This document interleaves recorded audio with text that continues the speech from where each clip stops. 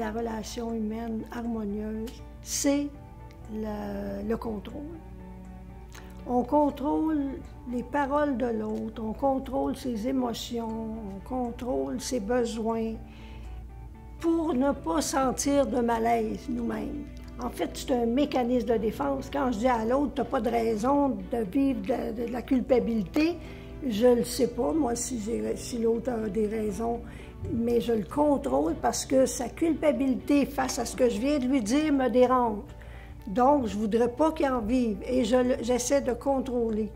Tu n'as pas de raison d'avoir peur, tu n'as pas de raison d'avoir de la peine. C'est une façon de contrôler les autres, ça, dans ce qu'ils sont, puis dans ce qu'ils vivent.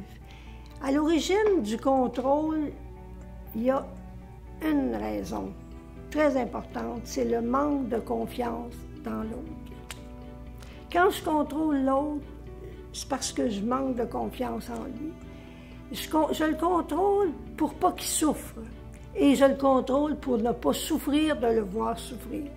C'est souvent ça.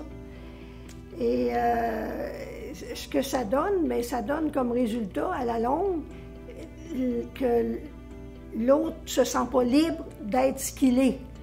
Et ça crée des conflits dans la relation. En fait, faire confiance à l'autre, ça veut dire accepter qu'il fasse des erreurs. Accepter qu'il fasse des choix qui ne soient pas nécessairement les bons choix pour lui. Je ne sais pas, moi, ce qui est bon pour lui, il y a juste lui qui le sait. Mais accepter qu'il vive ce qu'il vit, accepter ses besoins tels qu'il les vit et accepter ses décisions. Et quand notre rôle à nous, si on veut faire confiance, que ce soit à nos enfants, je ne parle pas des bébés, là, mais à mesure que les enfants vieillissent, c'est important qu'on leur fasse de plus en plus confiance. On fait confiance à nos clients, on fait confiance à nos élèves. Pourquoi? Parce que quand on fait confiance à quelqu'un, c'est comme si on lui disait « t'es capable ». Quand on lui fait pas confiance, c'est comme si on lui disait « t'es trop petit, tu n'y arriveras pas ». Alors c'est important de voir ce qu'on vit et ce qu'on ressent pour ne pas tomber dans le contrôle. Parce que quand on contrôle les gens, on les empêche de grandir.